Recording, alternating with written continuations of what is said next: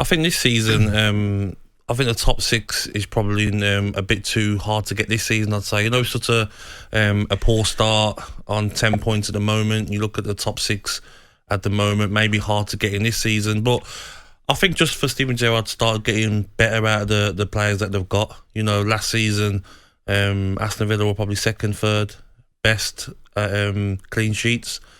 I think they got the record as well, the Villa defence for the most clean sheets. So I think sorting the defence out, getting back to not conceding goals. That's what I want to ask you on that, because you're spot on.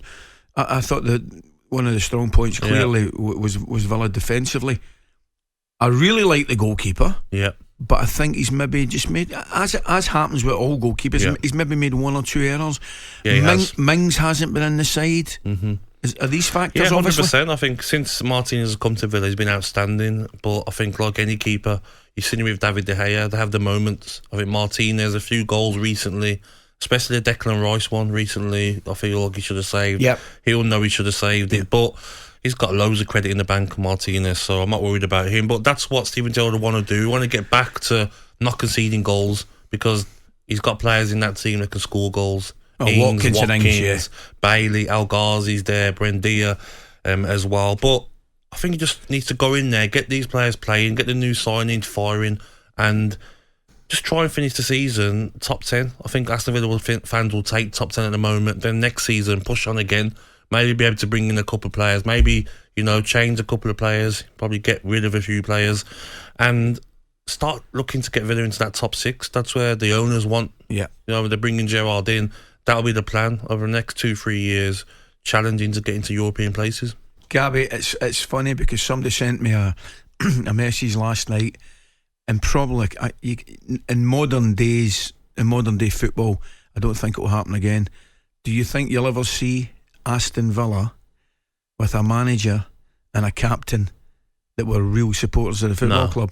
No. There's something about that. Listen, as I said earlier, there's no loyalty in football. I get all that stuff, but if you're an Aston Villa fan, you must have been loving last season when you've got a captain that's clearly a mad Villa fan and a manager as well. Any club, that would be the perfect scenario. Your captain is a boyhood Villa fan. Your manager, boyhood Villa fan, and there were great times. The 3 years that Dean Smith was there, bringing them Aston Villa up.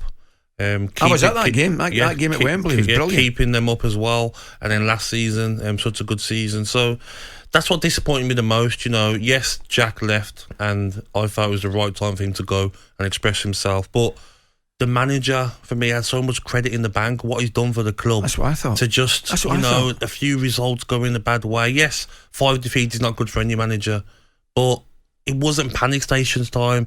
It wasn't 7-8 games to go and you're 8 points adrift off 17th. Do you know what I mean? It wasn't like it was like, Gabby, we need to pull the plug here. It was strange for me. I thought so. I mean, even the defeat at Southampton, it's a wonder goal, right? Top corner, beat 1-0. Wolves was a sore one. West Ham, you're in the game. They're in all these games. That's my point. They're not taking a hiding. They're not getting a hiding. The players in the second half against Southampton were playing like they were fighting for a manager. That's a big sign, isn't it? When the players aren't running around. You're seeing it with probably Spurs. The players aren't really getting to the ball. They don't look like they know what they're doing. But you didn't see that with Aston Villa. So very disappointing. But I'm sure Dean Smith will take a little break, and I'm sure he'll be managing again soon. You touched on it earlier, Gab. Tell me. You're in that Aston Villa dressing room as a player. Steven Gerrard walks in. What's the feeling in the camp?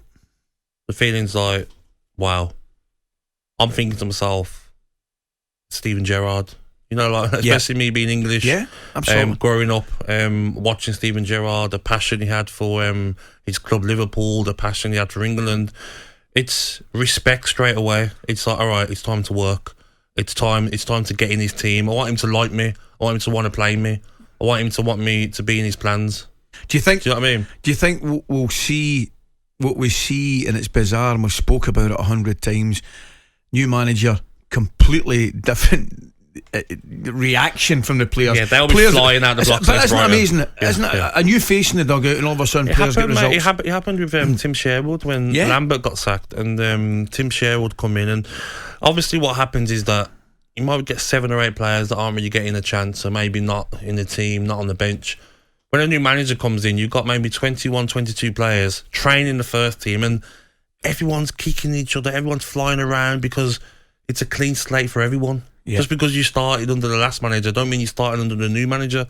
So that's what you'll see now. If he does come in, Steven Gerrard, obviously it's not happened yet, training will be feisty, everyone will be flying around. He'll tell everyone, all right, players that haven't been playing, you know what, you've got a chance now. You might not have started for a few weeks, but you've got a chance now under me. Show me who wants it the most. And Brighton at home, I mean, that's a tough game because Brighton are a good side. Brighton are flying. I back Villa to win that because of that new manager lift. Well, it's funny because the next 3 games are tough games. Yeah. Brighton at home, Palace away, who are doing very well, and of course Manchester City at home.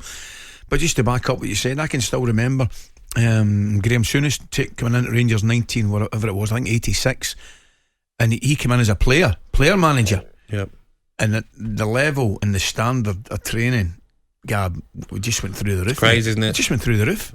talkSPORT Breakfast with Alan Brazil. Thursday and Friday morning, 6 till 10. On AM, on DAB, via the talkSPORT app and on your smart speaker. talkSPORT.